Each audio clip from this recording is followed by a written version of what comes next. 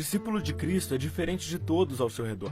O próprio apóstolo Pedro presumiu que, ao verem o nosso comportamento, as pessoas nos perguntariam a razão da nossa esperança, aquilo que nos motiva a viver dessa maneira única. Mas se somos diferentes, no que consiste essa diferença? Será que é a nossa produção cultural exclusiva? Será que são os lugares que nós frequentamos ou os novos hábitos e práticas que adotamos? O que faz de nós um povo diferente? Na oração sacerdotal de João 17, Jesus se refere aos seus discípulos como aqueles que estão no mundo, mas não são do mundo. Estar e ao mesmo tempo não pertencer. Esse chamado ao discipulado requer um posicionamento que muitas vezes vai de encontro com o padrão mundano. E Jesus não nos engana, muito pelo contrário. Ele nos garante que, se vivermos desse modo, certamente sofreremos oposição. Mas então, se estamos e não somos daqui, por que parece que hoje os cristãos se adaptam tão bem ao mundo? Não foram poucas as vezes que os cristãos, ao longo da história da igreja, adotaram uma perspectiva dualista do mundo. O dualismo é uma visão dividida, que confunde esse não pertencimento com o não envolvimento, como se a nossa fé não tivesse relevância para a vida pública. A obediência a Deus, que deveria ser uma atitude em todas as áreas da nossa vida, passa a ser vista como ela própria uma área da vida, como se houvesse um espaço sagrado, onde ela é requerida, e um espaço secular, onde ela não pode ser efetuada. Essa confusão não é nada mais do que a velha heresia gnóstica que diz que a matéria é má e o espírito bom. Aliás, heresia tão antiga que o próprio Evangelho de João foi escrito para refutá-la, quando nos diz que o Verbo se fez carne, matéria.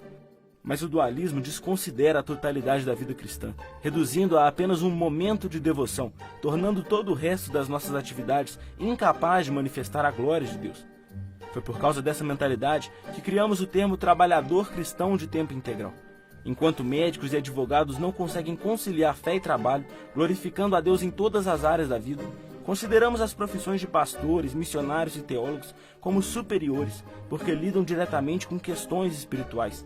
Participamos de conferências de missões e saímos decepcionados com nós mesmos, porque continuamos com o mesmo trabalho secular que tínhamos antes de nos converter, e aparentemente não podemos contribuir para o avanço do reino. Mas uma cosmovisão, ou seja, uma visão de mundo, precisa ser capaz de responder a todas as perguntas do cosmos, da totalidade da existência. Para validarmos uma cosmovisão, ela deve dar uma resposta para as perguntas fundamentais da vida.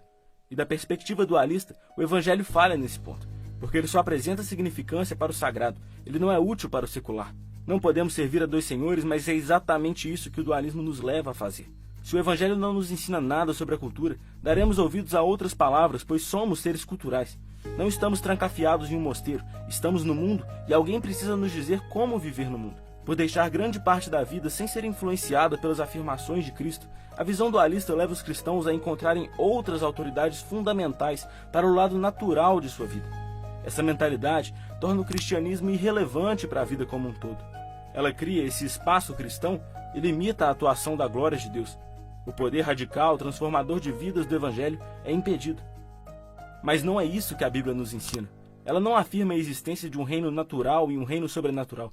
Em nenhum momento lemos sobre um espaço onde o poder de Deus não possa ser manifesto. Muito pelo contrário, lemos que nele foram criadas todas as coisas, nos céus e sobre a terra, as visíveis e as invisíveis, sejam tronos, sejam soberanias, quer principados, quer potestades, tudo foi criado por meio dele e para ele. Ao Senhor pertence a terra e tudo que nela se contém. Como disse Kuyper, não há um único centímetro quadrado em todos os domínios da nossa existência, sobre os quais Cristo não clame, é meu. Quando nos convertemos, não passamos simplesmente a seguir uma nova fé. A ação do Espírito Santo em nós não opera somente em momentos de devoção e relacionamentos sociais. A transformação engloba todas as áreas da nossa vida. Para Doivers, Deus possui uma única vontade, perfeita e coerente, que, quando manifesta em nossa realidade, se expressa em todos os aspectos da experiência humana. O cristão não é aquele que tem um compromisso a mais em sua agenda ou professa uma fé que nada tem a dizer à sua vida normal. Não, o cristão é aquele que enxerga tudo à sua volta com os olhos de Cristo, que vive cada hora do seu dia em serviço e adoração a Deus, quer comendo, quer bebendo, quer fazendo qualquer outra coisa. Todas as nossas ações devem expressar a redenção.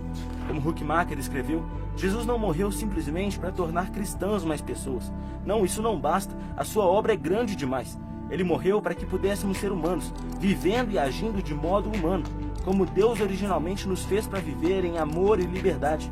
A vida do cristão deve ser uma resposta para um mundo sem esperança, não apenas como um anunciante do reino, mas como uma testemunha de que esse reino é verdadeiro e de que o seu rei está vivo.